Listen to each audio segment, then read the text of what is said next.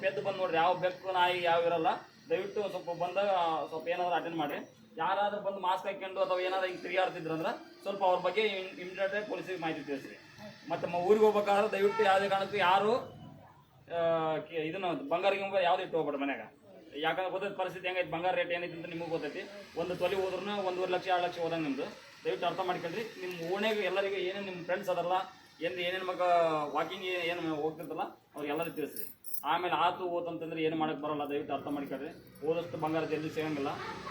ಏನು ಮ್ಯಾಕ್ಸಿಮಮ್ ಐತೆ ಪ್ರಯತ್ನ ಮಾಡ್ತಿರ್ತೀವಿ, ಪ್ರಯತ್ನ ಮೀರಿನ ಏನು ಮಾಡೋಕ್ಕಾಗಲ್ಲ. ನಮ್ಗೆ ದಯವಿಟ್ಟು ಅದನ್ನು ಅರ್ಥ ಮಾಡ್ಕೊಳ್ರಿ. ನಿಮ್ಮ ಏನೇನದ ನಿಮ್ಮ ಮನೆ ಬಂಗಾರ ಹಿಂಗಿದ್ರೆ ನಾಳೆ ಬ್ಯಾಂಕ್ ಲಾಕರ್ಗೆ ಇಟ್ಬಿಡ್ರಿ. ಮತ್ತು ಅದನ್ನು ಇದು ಮಾಡಕ್ಕೆ ಹೋಗ್ಬೇಡ್ರಿ. ಮತ್ತು ಏನು ವಯಸ್ಸಾದ ಹೆಣ್ಮಕ್ಳು ಏನೈತಿಲ್ಲ ವಾಕಿಂಗ್ ಹೋಗಾಗ ಬಂಗಾರ ಹಾಕ್ಕೊಂಡು ಹೋಗ್ಕೋಬೇಡ್ರಿ. ಅದನ್ನು ಬೈಕ್ನೇ ಬಂದು ಚೈನ್ ಸ್ನ್ಯಾಚಿಂಗ್ ಮಾಡ್ಕೊಂಡು ಹೋಗೋಂಥ ಚಾನ್ಸಸ್ ಅದಾವ. ಅವು ಬೇರೆ ಬೇರೆ ಕಡೆ ಆಗತ್ತವ. ಅದಕ್ಕೆ ನಿಮ್ಗೆ ಆಗಬಾರ್ದು ಅಂತ ತಿಳ್ಸಕತ್ತೀವಿ.